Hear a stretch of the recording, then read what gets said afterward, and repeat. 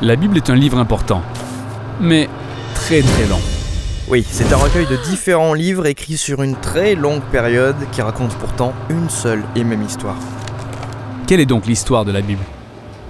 Eh bien, l'histoire commence par nous connecter à la pensée d'un être hors pair, le créateur de tout ce qui existe, c'est-à-dire Dieu. Par son pouvoir, il transforme le chaos et les ténèbres du monde encore informe pour en ressortir ordre et beauté, notamment un jardin où toute vie peut s'épanouir. Et pour couronner le tout, Dieu établit ces créatures connues sous le nom d'humanité. Ou Adam en hébreu. Et il les crée à son image.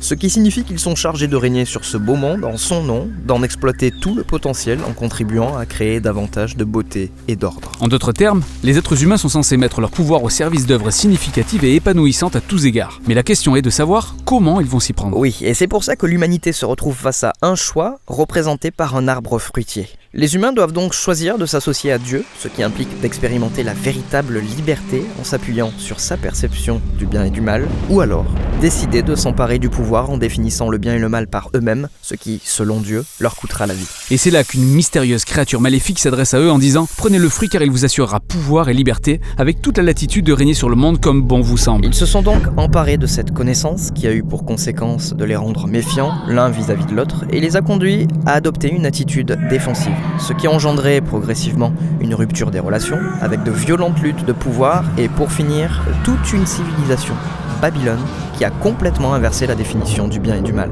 Dieu disperse donc ce groupe d'humains et met fin à leur projet contre nature. Et c'est ici que l'histoire de la Bible prend une tournure déterminante. On se retrouve en immersion dans la vie d'un homme et d'une femme qui émergent de Babylone, Abraham et Sarah. Dieu promet que par leur canal, un nouveau peuple, une nation, se formera et se verra offrir une seconde chance de faire le bon choix. Et s'ils y arrivent, ils auront ouvert une nouvelle voie pour le reste de l'humanité qui poursuivra sur cette lancée. Raison pour laquelle le reste de l'histoire de la Bible se focalise sur cette famille. Mais les choses ne se passent pas comme on l'aurait espéré. Malgré l'aide constante de Dieu, la famille d'Abraham cède elle aussi à la tentation de redéfinir le bien et le mal par elle-même en mettant Dieu à l'écart. Même les meilleurs d'entre eux, des dirigeants qui marchaient dans les voies de Dieu et étaient pleins de sagesse divine, ils ont eux aussi fini par tomber dans le panneau. Israël a donc été prévenu par ses propres prophètes que ce type de choix les mènerait à Babylone, mais cette fois-ci en tant que peuple captif, en exil. Et c'est exactement ce qui s'est passé. Si malgré la direction divine Israël essuie une succession d'échecs, qui peut donc y arriver ? En fait, le prophète avait prédit que l'histoire ne s'arrêterait pas là. Car Dieu suscitera au sein d'Israël un nouveau leader qui portera leurs fautes, afin de régénérer le cœur et l'esprit du peuple pour les amener à faire le bon choix. C'est là que s'achève la première partie de la Bible appelée l'Ancien Testament, avec toutes ces promesses qui restent en suspens. Ensuite, l'histoire de la Bible se poursuit dans le Nouveau Testament où on découvre un descendant de la lignée royale d'Israël, Jésus de Nazareth, qui déclarait être sur terre dans le but d'accomplir toutes ses promesses. Il a réussi à résister au pouvoir de cette mystérieuse force maléfique à laquelle toute l'humanité avait cédé. Il annonce ensuite qu'à travers lui, le règne de Dieu est venu s'établir sur terre. Jésus a approfondi la véritable définition du bien et du mal selon Dieu en précisant que le véritable pouvoir consistait à servir les autres. En clair, seuls ceux qui aiment les pauvres et aussi leurs ennemis règnent véritablement sur le monde selon Jésus. Plutôt déroutant ces propos. Cela dit, c'est très beau comme concept. Tout comme l'est la véritable identité de Jésus qui se précise au fil de l'histoire. Il est Dieu fait homme, venu incarner pour le compte d'Israël et pour toute l'humanité, un idéal que nous n'aurions jamais réussi à atteindre par nos propres moyens. Il est venu payer à notre place les conséquences de notre méchanceté et son amour sacrificiel a démontré beaucoup plus de puissance que le mal et la mort combinés. Et là, l'humanité se trouve à nouveau confrontée à un autre choix. Représenté par un nouvel arbre. Celui de persister dans ses vieilles habitudes ou de s'aventurer sur une toute nouvelle voie. Et dans l'histoire, ceux qui choisissent la voie de Jésus se voient équipés par la puissance propre à Dieu.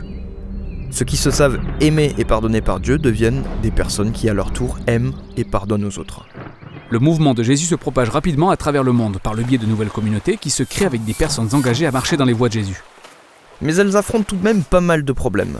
Leurs difficultés extérieures venaient du fait qu'elles étaient persécutées par les autorités et leurs problèmes internes étaient dus à une forme de confusion, voire de compromis qu'elles pouvaient expérimenter. Effectivement, parce que suivre Jésus est, loin d'être facile. Les apôtres en tant que leaders du mouvement écrivaient donc des lettres pour rassurer et inciter ces communautés à demeurer fidèles à Jésus dans cette voie éprouvante qu'il a initiée. Il les amenait aussi à maintenir leur espérance sur le retour de Jésus, étant donné qu'il viendrait tout remettre en ordre. La Bible s'achève donc en nous renvoyant vers un jour à venir où toutes les injustices seront réparées, où le mal sera éradiqué, Les cieux et la terre fusionneront et l'humanité régnera dans un monde en parfaite harmonie avec l'amour et la puissance de Dieu.